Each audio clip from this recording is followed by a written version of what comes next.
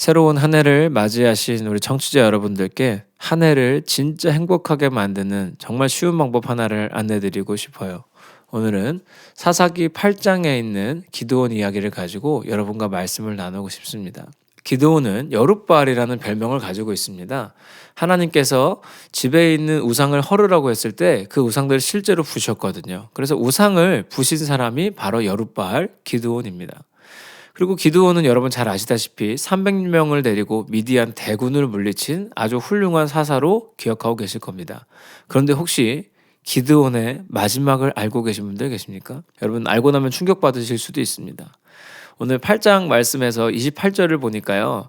미디안이 이스라엘 자손 앞에 복종하며 다시는 그 머리를 들지 못하였으므로 기드온이 사는 40년 동안 그 땅이 평온하였다고 합니다.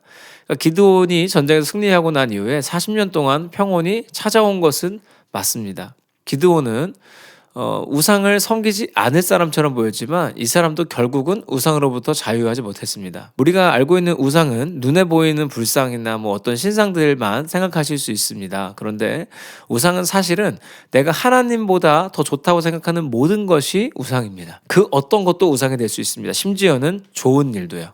좋은 일이라 하면 우리 자녀가 공부를 잘하는 거, 우리 자녀가 좋은 대학에 가는 거, 그것조차도 우상이 될 수 있습니다. 심지어는 여러분이 일을 열심히 하시는 것도 우상이 될 수 있습니다. 8장 앞쪽에 가보면 기드온에게 사람들이 요청을 해요. 기드온이 우리 왕이 됐으면 좋겠습니다. 우리를 다스려 주세요. 막 자녀 손손 대대로 다스려 주세요. 막 하는 장면이 나와요. 그 장면에서 기드온이 이렇게 대답합니다.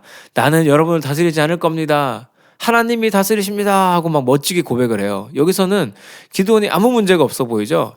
그런데 충격적인 것이 있습니다. 8장 30절에 보니까 이렇게 나와요. 기드온이 아내가 많아서 그 아들이 70명이었답니다. 분명히 자기는 왕이 되지 않겠다고 했거든요.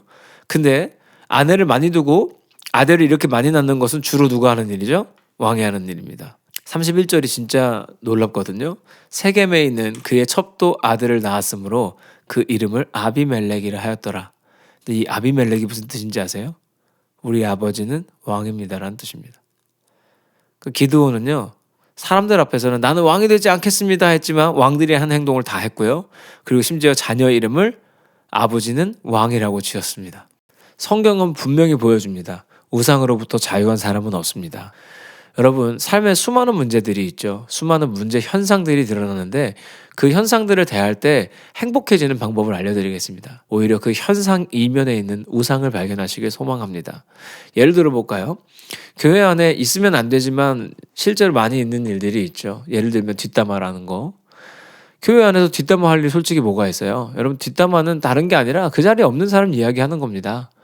그 자리에 없는 사람 이야기를 하면서 동의를 끝도 없이 구해요. 특별히 꼭 그렇게 하지 않고는 견디지 못하는 분들이 계십니다. 여러분 그때 어떻게 반응하셔야 되는지 아세요? 그 말에 공감해 주지 마십시오. 공감은 그런 데서 하는 게 아닙니다. 그렇게 생각하시는군요 하고 끊으십시오. 자, 그러면 그분은 왜 뒷담화를 할 수밖에 없는지 말씀드릴까요? 놀랍게도 너무너무 사랑받고 싶으셔서 그런 거예요. 사랑에 대한 우상입니다. 사랑을 너무너무 받고 싶은 나머지 누군가 사랑을 받으면 내 사랑을 뺏기는 것 같은 거예요. 하나님이 그 사람을 사랑한다고 해서 나를 향한 사랑이 줄어들지 않거든요. 누가 교회에 새로 와서 교회 안에서 자리를 잡아가고 신앙적으로 성숙해지고 하나님과 가까워지고 교회에서 막 봉사도 하게 되고 하면 좋은 일이잖아요. 근데 그거를 질투할 수밖에 없는 거예요. 왜냐하면 저 사람이 내가 받을 사랑의 일부를 뺏어가는 것 같거든요. 우리는 모두가 그런 우상 하나씩은 가지고 있습니다. 여러분 우상으로부터 자유한 사람은 없습니다. 영적인 성숙은 반드시 행복을 가져다 줍니다. 영적인 성숙은 그 과정에서 반드시 우상들을 부숩니다. 그리고 그 우상이 부서지잖아요. 작은 우상이 발견되고 더 작은 우상, 더 작은 우상이 발견되면서 우리는 하나님 대면하는 그날까지 이 우상들을 부수면서 나아갈 것입니다. 우상으로부터 자유해지잖아요. 지금까지 누린 적 없던 행복을 누리시게 될 겁니다.